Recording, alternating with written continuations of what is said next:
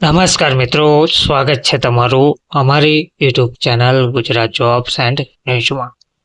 મિત્રો, આપણે સરકારી કર્મચારીઓની મોટાભાગે વાત કરતા હોય છે કે સરકારી કર્મચારીઓના પગારમાં આટલો વધારો થયો, ડીએમાં વધારો થયો, વગેરે વગેરે. પરંતુ આજના વિડીયોમાં આપણે જોવા જઈ રહ્યા છે પ્રાઇવેટ કર્મચારીઓ, પ્રાઇવેટ નોકરિયાતો માટે મોદી સરકાર દ્વારા એક મહત્વના સમાચાર આપવામાં આવી રહ્યા છે તે વિષય પર. પ્રાઇવેટ નોકરિયાતો પર હવે મહેરબાન થશે મોદી સરકાર. પગારને લઈને મોટી જાહેરાત કરવામાં આવી શકે છે. તો કેન્દ્ર સરકાર Employees Provident Fund Organisation EPFO અને Employees State Insurance Corporation ESIC હેઠળ આવતા ખાનગી સેક્ટરના કર્મચારીઓના માસિક અને મૂળ પગાર, બેઝિક પગારની મર્યાદાને વધારવા પર વિચારણા ચાલી રહી છે.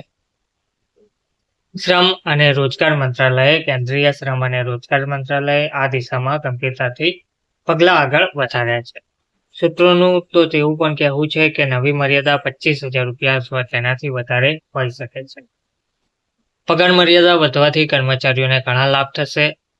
EPFO હેઠળ લઘુત્તમ મૂળભૂત પગાર મર્યાદા હાલમાં મિનિમમ બેઝિક પે લિમિટ 15,000 રૂપિયા છે. આજથી 10 વર્ષ પહેલા લઘુત્તમ મૂળભૂત પગાર મિનિમમ બેઝિક સેલેરી 6,500 રૂપિયા હતી, તેને વધારીને 15,000 રૂપિયા કરવામાં આવી હતી.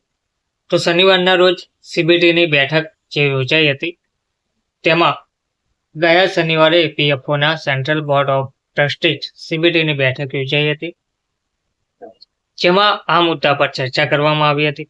મોટાભાગના સભ્યો સહમત હતા કે લઘુત્તમ મૂળભૂત પગાર મિનિમમ બેઝિક સેલેરીને વધારવો જોઈએ.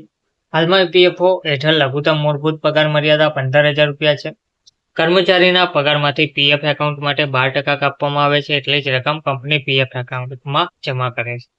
કંપનીના યોગદાનનો 8.33% ભાગ પેન્શન ફંડ EPSમાં જાય છે, જ્યારે 3.67% PF એકાઉન્ટમાં જમા થાય છે. તો 2014માં આ વધારો જોવા મળ્યો હતો. છેલ્લી વખત EPFO હેઠળ લઘુત્તમ મૂળભૂત પગાર મર્યાદામાં 2014માં વધારો થયો હતો. આ દરમિયાન આ રકમ 6,500 રૂપિયાથી વધારીને 15,000 રૂપિયા કરવામાં આવી હતી. તો છેલ્લા 10 વર્ષમાં મોંઘવારી અને પગાર ધોરણમાં વધારો થયો છે, જેના કારણે હવે આ મર્યાદામાં ફરીથી વધારો કરવાની જરૂર છે. તેનાથી કર્મચારીઓને ભવિષ્યમાં વધારે પેન્શન અને PFમાં વધારે પૈસા જમા કરવાની તક મળશે. ESIC પર પણ ચર્ચા કરવામાં આવી છે. ESIC હેઠળ કુલ પગાર ગ્રોસ સેલરી 21,000 રૂપિયાના આધારે કપાત કરવામાં આવે છે. આમાં 1.75% કર્મચારી યોગદાન અને 4.75% એમ્પ્લોયર યોગદાનનો સમાવેશ થાય છે. સરકાર હવે ESIC હેઠળ કુલ પગાર ગ્રોસ સેલરીની મર્યાદા વધારવા પર પણ વિચાર કરી રહી છે. માનવામાં આવી રહ્યું છે કે આગામી બેઠકોમાં અંગે અંતિમ નિર્ણય લેવામાં આવી શકે છે.